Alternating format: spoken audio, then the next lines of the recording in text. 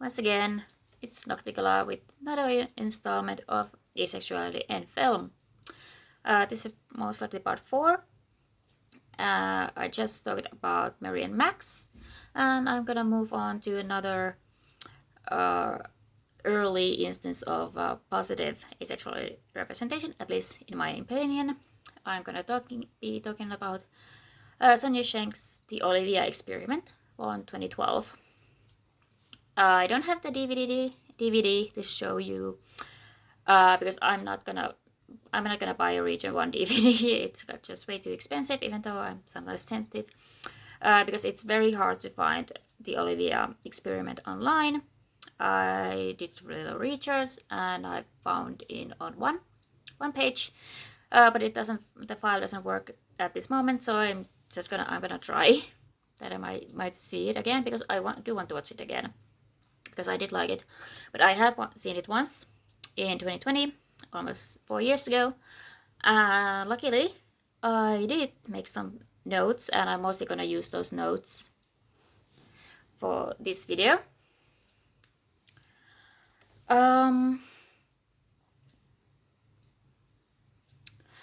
So yeah, I'm gonna start basically going through my notes about the movie. So this is probably gonna be longer than my other videos, even though I'm talking about one movie, because this is the first time that, as far as I know, that there's been a really true exploration of asexuality in film. Like someone is actually trying to represent asexuality, at least in some way. As far as I can tell, other people are like more negative about this movie, and I can kind of see that. But I personally most like it, at least after the first 4 minutes. So now I'm gonna talk about my notes, because again there is a lot to be said about it. So the Olivia Experiment is a movie from 2012. It starts Sky Noel as Olivia Howell, a 27-year-old. I think she's a college. She's does something in college. I think maybe she's a TA or maybe a teacher. She's 27. I don't know how any of that works. Maybe she's a PhD student. I don't know. But anyway, she's at college, studies or works with modernism and realism in literature. And in the movie, she decides to possibly try to have sex. But first, she goes to an ACE group discussion. I thought that was a nice start for the movie to show an ACE group, because like those are quite common. I personally probably mentioned that I went to an ACE discussion group for a couple of years, but then COVID hit and some other stuff, so I haven't been there recently, and I don't know if they still organize it. But so it's nice to see an ACE group. In theory, unfortunately, like there's an ACE group that Olivia is there, and there's a nice turn up, and there's a diversity shown, which is nice.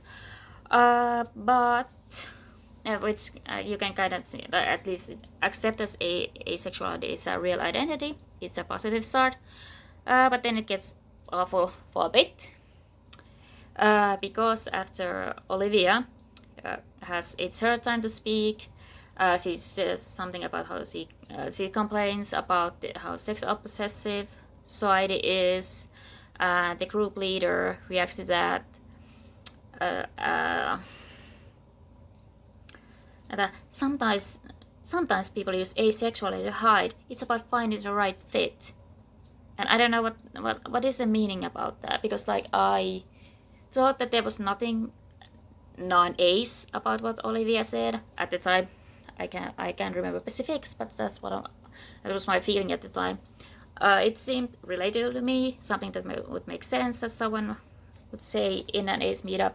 So it's really weird that the ace group leader is like, "Are you just trying to hide behind asexuality?" Just like it just feels very weird to me and very off. And then it gets worse, because she comes home to her roommate James, who's gay, and he says, for the record, I don't think you're asexual. And then Olivia's, oh, well, it's just something I've been thinking about. I'm giving it a try of being asexual or something. And then James goes, you might give sex a try. And it's so, it leaves a bad taste in your mouth, like at the very beginning. You started her exploration like that, as it's very annoying. As she reacts like, oh, it's too much pressure to have sex. So it's not a good beginning, and that sucks because a beginning of a movie can be so important. So that give this negative experience right at the start, it's like it's not good. Like in general about the movie, I think there is quite a lot of aphobia depicted. There's like Olivia kind of has this idea that, oh, if I have sex, then I will become a somewhat more typical human being. And then there's external aphobia. It's rather sex normative. Like basically, Olivia decides like, okay, I'm gonna make this into an experiment. I'm gonna try to like make a documentary or something. So I'm gonna ask a bunch of people what they think about relationships, what they think about sex, and basically everybody is like, you should do it, like sex is great, like blah blah blah blah blah, you know, very sex normative. And then even her boss or something says that I don't think you really have the experience, proper life experience to teach modernism and realism. And in this case, subtextually, life experience is romance and sex. And then she has an awful mother that just comes in almost randomly and just gives this awful rant about all these damn sexualities. And it's just, ugh. So it's not that fun watch always. But I thought all the aphobia is still, like, yeah, it's the normal type of aphobia that you might experience, but it's not like the worst type of aphobia I've seen depicted. And then there's the, like, I can see why some people wouldn't like Olivia as a character. I remember liking her. She's a bit socially awkward and quite analytical, which I've realized I quite like my asexual female characters analytical about sex. But in quite early in the movie, she like teaching her class, and she then blows up at the class at the teenagers. In a way that is making her seem irrational, like they're all on their phones and stuff like that and not listening what she's saying. And so, but then Olivia just almost randomly ranting that oh, you only care about your next screw or your next date, and that's why she gets a talking to from her boss. And then, because the premise of the movie is that Olivia is going to try to have sex, gonna give sex a try. The way she's gonna do it is her friend Felicia says that, oh, I have a nice boyfriend, Julian, and he's okay with, I'm okay if you wanna try to have sex with him. And it's it's very uncomfortable to watch her try to have sex, because it's clearly something that she's not interested in. She's like repulsed by it a bit. But I do think that, like, to me, the overall tone of those trying to have sex scenes, or maybe there's one scene, I don't remember, the tone is like humorous and affectionate, like it respects Olivia, like it's showing that this is kind of funny and awkward, but like it's clear that Olivia doesn't want to have it. But she's giving it a try in a way that still kind of respects her wants, and Julian is respectful of doing only what she wants, and ultimately she doesn't want to do anything. But I can see why that would be uncomfortable for someone. But I've seen, now that I've watched a lot of these movies and I'm talking about them, I've seen a lot more awkward and sex scenes that are worse to me. Like, I think Olivia always have enough agency in that even though it's awkward, and and it sucks that she's trying to have this even though she clearly doesn't want to. It's still like, oh, it could be worse. It could feel worse watching those scenes.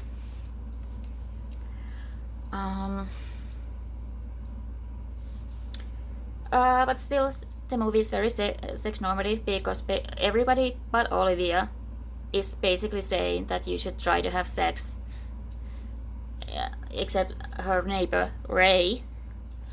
I didn't look who plays him, but when he's like, oh, sex, I don't remember what he says, but he is shown as like he's not really interested in sex. He kind of is played as like a semi-love interest, and in the end, spoilers, they do seem to end up together, but I'm gonna talk about that later when I get there. Other than the aphobia in the movie, there's some weird line about sex work. I don't know, it's iffy and it could be worse. Like, what is sex to you? Natural progression. Progression. Oh, good, I was scared. I'm not really sure what to make of that line.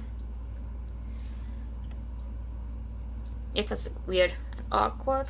Oh, and she's peer pressure to try weed, and she does. So there's someone is high scene. I don't remember how it goes, but it's, well, peer pressure for doing drugs.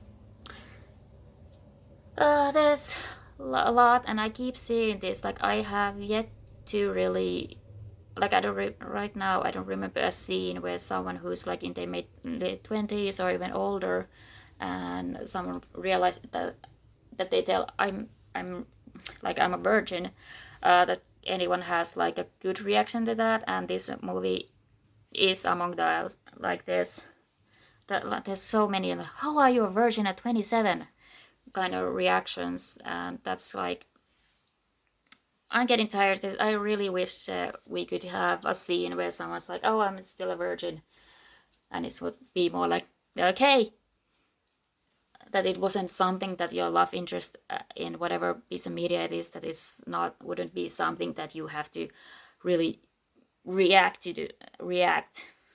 specifically react to. Like, even books that are supposed to be like, oh, this love feature is a good person who's, accepting of your asexuality or whatever, but really it's like, still, you are asexual, you're a virgin at that age, and it's frustrating, and this movie plays into that. And so another point about this movie, other than outside of the asexuality storyline, if you are gonna start watching it, there is this lesbian realizes she's bisexual storyline, which I think it's important to talk about, to make note of. Like, I didn't really have a problem with it, but I'm gonna just explain what I wrote in my notes. The Sapphy character is CJ. She's Olivia's camerawoman. She does have, like, from the start, she have a bit of a flirty dynamic with Julian, the guy Olivia is experimenting with. And I do think that, except for being willing to sleep with any woman available, Julian is mostly a decent guy. So it's like mostly fine. And part of that is because narratively, we don't really see Julian with Felicia, Olivia's friend, a lot. I don't actually remember how much Felicia is in the movie in general.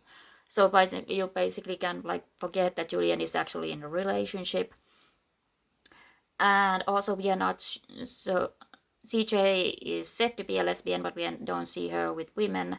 We only get to hear that when CJ and Olivia were on a play, Bye Bye Birdie, they had to make out for a scene. And it didn't wake up anything in Olivia, but maybe it woke up something in CJ. I don't know. So CJ is thinks she's a lesbian, but then she starts developing feelings for Julian, and she does say that, I think I'm bisexual, actually. So it's not like she's de-queered by falling for a man, but it's also their relationship starts at cheating, so it's not, so it's kind of iffy. And then there's the fact that Olivia catches them when they are kissing, or maybe they are doing more, I don't remember, and Olivia has a kind of weird reaction to it. I don't really remember what I meant by weird, but was she like kind of interested in or annoyed? I don't remember, but it was like weirdly portrayed. But so like that's the storyline, and she does end up with Julian if I remember correctly. So if you don't like lesbian realizing they are bisexual and ending up with a man, then maybe this isn't the movie for you, even though that's just the South Blood. Then moving back to Olivia. So Olivia and Julian did end up having at least one good kiss, which made Olivia describes that the kiss made her, it gave her a je ne sais quoi feeling, like something undescribable, and it gave her hetero leanings. That's literally how she says it. But ultimately she wasn't sexually attracted to Julian, and she doesn't have sex with Julian, and she very much realizes that sex is not for her. And now getting back to the neighbor Ray, it is strongly implied that Olivia gets together with Ray at the end, because like Olivia tells him that she's not into sex, and then Ray holds her hand as they are sitting next to each other. And it seems that Ray might also be somewhere in the asexual spectrum. I don't remember how much Ray is actually in the film, but I did remember, like, I like that development, at least somewhat. So in the end, Olivia doesn't identify as anything. She doesn't identify as asexual. She, like she said, she has got some hetero leanings, but ultimately she says about her sexuality that the gray zone is not a bad place to be. And I quite like it. I do think there is space for gray sexuality, or like questioning their sexuality, or not knowing exactly where you fit. So I don't really mind that as an ending for her, but I do think that's basically a result of the narrative deciding in the beginning to have the ace group reject her. Like it would, maybe it would have worked better. Ugh. Maybe it would have worked better if the ace group had happened later, or they had, like, I don't know. I just feel like the world of ace group is end up being kind of weird. And like narratively having the ace group is rejecting her, essentially rejecting her as kind of like, oh, so you are just using asexuality to hide from something. Except what is he hiding? There's no really reason for that. It's not like she has some external issue that they think she's hiding asexuality behind, and like it's just it's annoying. It's been almost 4 years and I'm still really annoyed by that scene, even though I don't remember the specifics. And then there's the fact that like her gay roommate James is all like, I don't think you're asexual, even though like, and then you try sex. So it's like, off the outset, it kind of feels like the narrative is telling her both that the asexual community is basically telling you're not like us, and non-asexuals are telling you shouldn't be asexual. And so as such, it makes sense that she doesn't identify as asexual because no one wants her to. And it's really annoying, and I can see why people would be bothered by that, because I'm bothered by that. Like, I don't mind someone having complicated feelings about sexuality, but I just, here it feels like it's more external reasons why she might not identify as asexual.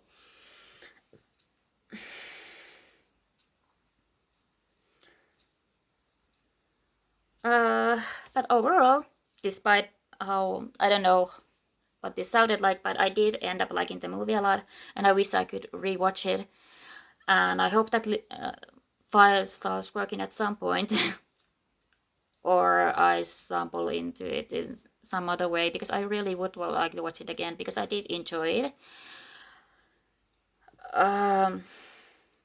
Especially because like I enjoyed Olivia as a character. I can see why others wouldn't. She's rather neurotic and socially awkward and all this kind of stuff, but I liked her a lot. Maybe because I also have a English degree, so I could relate to that a bit. But I do think that despite the fact that I'm bothered by some of the reasons why she doesn't identify as asexual, is that overall the Olivia did gain some internal acceptance of who she is. She doesn't like sex. Sex isn't for her, and whether that's being identified as asexual helps or not, at least she realized that about herself and can move forward with that idea.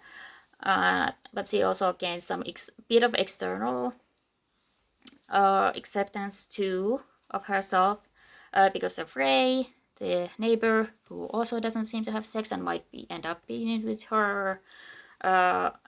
Even though James was awful at the beginning, and I don't think he ever really comes around to asexuality. Overall, James seems like a decent friend, and her mother does apologize to her for being so awful.